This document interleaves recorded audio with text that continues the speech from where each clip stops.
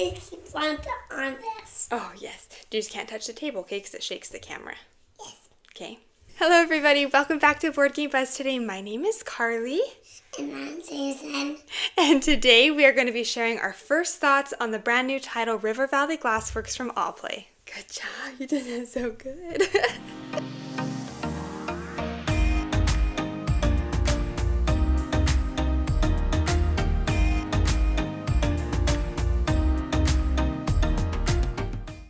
I am so stinking excited to have this game on my table and that we've been able to play and interact with. If you watched my video, I released a video earlier this year talking about like 13 games that I'm excited for that will be released this year. And this game, River Valley Glassworks, was on that list. The theming in this game was really what drew us in because our family, we love looking for sea glass, huh? Yeah. I'm on the beach and finding games on the beach. And monster trucks. And monster trucks on the beach? Uh-huh. Okay, so we like finding sea glass. Gravedigger monster trucks. Gravedigger monster trucks? Yeah, on beaches. Yeah, those ones are good too. We're huge sea glass freaks. We love looking for sea glass. So when I heard about this theme, that, you'd be collecting sea glass and placing sea glass into the river, I was like, oh my gosh, like that is a game that is meant for us. So I was so excited to be able to try it out. Now, since the announcement of this game, it actually is now on BGA. So that's primarily where I've been playing this game and testing it out is on BGA. So if you are interested, I would highly recommend going over to BGA and trying it, testing it out over there to see if it's one you would like. But since being able to test it out over on BGA, AllPlay actually was able to hook me up with a prototype copy of the game. I really kind of wanted to get my hands on this game, kind of get a feel for it in person, and I feel like there has been some differences in regards to playing this on BGA and playing it in real life. So I really wanted to kind of do this video, just kind of sharing our first thoughts and impressions of this game and kind of what I've noticed and the differences between playing it on BGA and playing it in real life. But having said all that, we have been having a lot of fun playing this game. Have you been liking this game? Yes, because we flow this river down. Yes, you like the flowing the river down, huh? Yeah. Yeah. And the sea glass on the river. Yes. So let's and picking the board. Yes, I like clicking the board too. So this isn't any official Kickstarter coverage or anything, so I'm not really going to be going into how you play this game, but just thematically, basically you will be having pieces of sea glass which you will be adding to this river, and then you'll be collecting sea glass, certain pieces of sea glass which you'll be adding to your board that will help score you points at the end of the game. So like most AllPlay games, this game is it's a breeze to teach, it's really quick, easy to learn, it's very family weight. We've been playing it with our kids, and obviously our kids are younger. They don't quite, Jamie doesn't quite get it, but we're able to kind of help you through it, huh? Yeah, because you're helping me pay out. Yes, yeah, you definitely like the getting the glass pieces, huh? Yeah. Yes. And put them on my board. So Jamie, what is your favorite part about this game? Flowing the river down and putting the sea glass on. You like flowing the river down and putting the sea glass on the board. You like that? Yes, you do. And picking the board. And picking the board, yeah. So let's chat about this. So some of the things that we really liked the artwork in this game, huh? So you can be these player mats. The Andrew Bosley artwork just is amazing in this game. It comes through really, really cutely on these player boards. So Jamie, what was your favorite person? We have a frog, a turtle, a beaver, an alligator, or an otter. Which one do you like? It's kind of hard to pick, huh? They're all so cute. This one because this one is metal.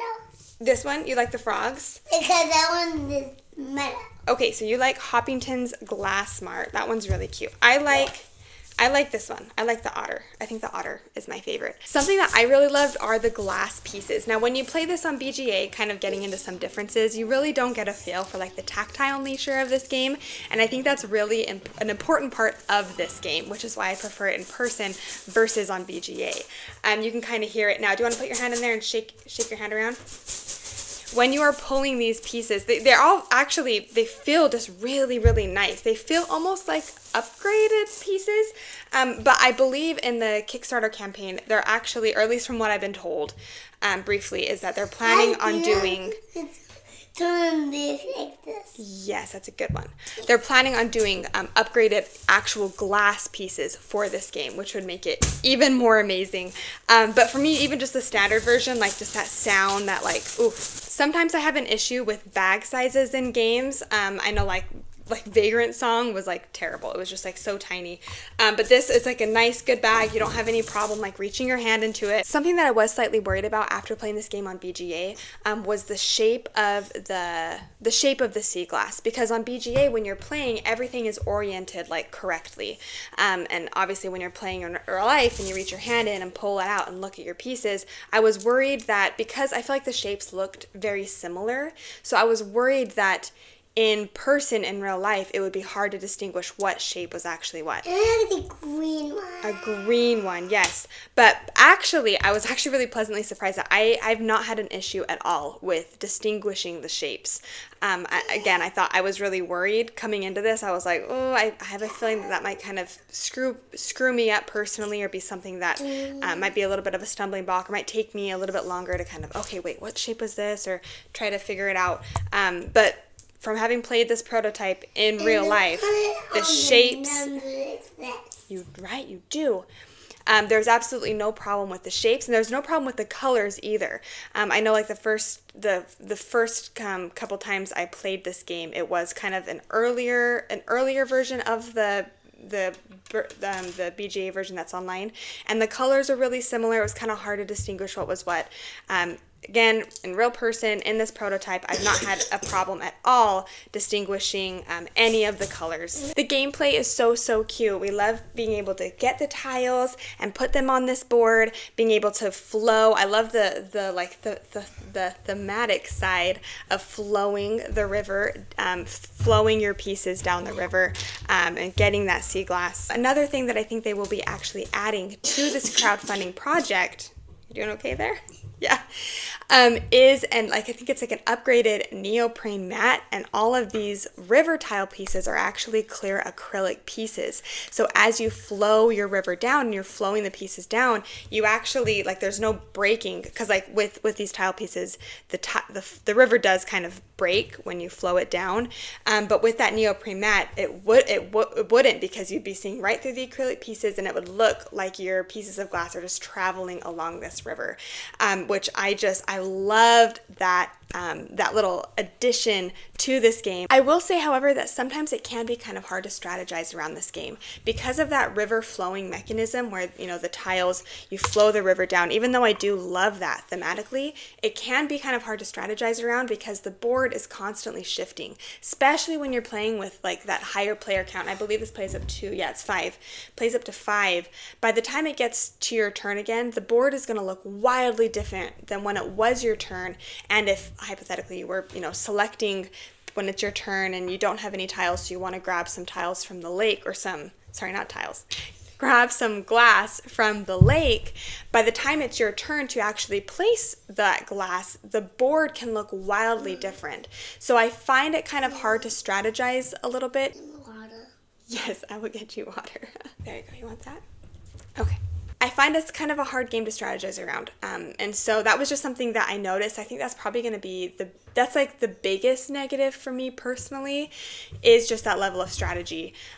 So if that's something that doesn't bother you, then I would definitely recommend looking into this game, because it's such a cute little family weight game. But if that does bother you, then, kind of not being able to strategize, and just you do strategize, like there's strategy in placing the glass on the river, obviously, especially the colors. Like when I do come to the lake, I just try my best to kind of get a variety of shapes along with the colors that I personally want to see added to the riverboard that I could potentially get at a future turn. So that's kind of the strategy, but just be aware that the board can just shift. It's always shifting. So that's just something that I personally have noticed after playing this game a handful of times. Well, where'd you go? And we're back. Okay, good. Now, I mentioned before this is a prototype copy of the game. I mentioned that specifically right now because these player boards have already been updated. If you look at the campaign or what the hopes are for these boards, because I really like how they've added little notches along the side indicating how many pieces of glasses you've added to your board. Because one of the end game triggers is by collecting the first, I think it's like 17 pieces of glass, and that's what triggers the end of the game. So without the tabs on the side, when we were playing, we were always like kind of counting, wait, how many pieces have I added? How many pieces have you added? How close are we to end game? So I think it was really important that they added those tabs on the side. It made it really easy to like kind of track how close you were to the end of the game, and especially like your opponents and how they were doing. They also added a little like cardboard bag token that you place off to the side of the board, and that's actually where you store your glass before you place it onto the river. And I really liked that aspect, especially for like younger kids to have that, because when you were playing this game in real life, like my daughter, she would actually hold all of her glass in her hand, and then when she would add to the river, she would also collect, like she kept like collecting with the same hand, and she would like get all of her glass mixed up. So to have a designated spot to store your glass, I really think that'll help, like I said, especially younger players, help kind of like distinguish, okay, this is the glass that is kind of in my reserve, this is the glass that I will be, placing onto the river. Another thing that kind of made me laugh, which I'm grateful that it ended up this way, because it's not too incorrect, but it was the glass, like the common and then the rare glass that they have on this little chart. If you are really into sea glass, you might notice that one of these is a little bit wrong. So what they have is, for common sea glass, they have what's common is white, purple, and then blue. The blues and the greens are kind of in the middle, and then the rare ones are the oranges and yellows. Well, the oranges and yellows in real life, those are rare. It's hard to find those colors of sea glass. White is very common. The blue and the green, those are kind of like middle. But the purple is actually, in real life, it's actually a really rare color. So that's the only one that like is kind of flip-flopped a little bit in my brain, and it's kind of taken me a minute to be like, wait, purple is common, because in real life it's not. So it's something that kind of tripped me up a little bit. I did actually see like an early copy of the game and what they had originally for like the rankings of the colors, and they were like completely wrong and flip-flopped. So the fact that, this is pretty good. So overall, we have really been enjoying this game. We've been playing it all the time. It's something that my kids are actually constantly, out of all the games we've gotten recently, this is the game that they are constantly asking to take off the shelf. I think that fun factor of just the sea glass and placing onto the river and, trying your best to score.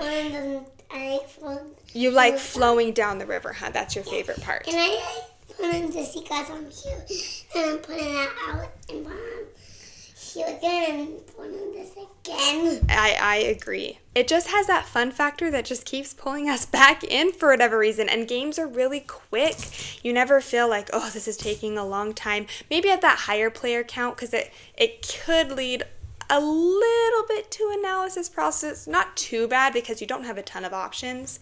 But yeah, it's definitely a game that's been hitting the table a lot for us, and one that we have really been enjoying. So I wanted to give a huge shout out to AllPlay for sending this prototype for us to be able to kind of get our hands on and play, to kind of give us a little bit of a taste of what this game is going to be like. If you are excited for this game, please let us know why in the comments below. Thanks so much for watching us share kind of our first kind of quick thoughts on River Valley Glassworks. We hope you have a great rest of your day, and we'll see you next time. Say bye. Bye.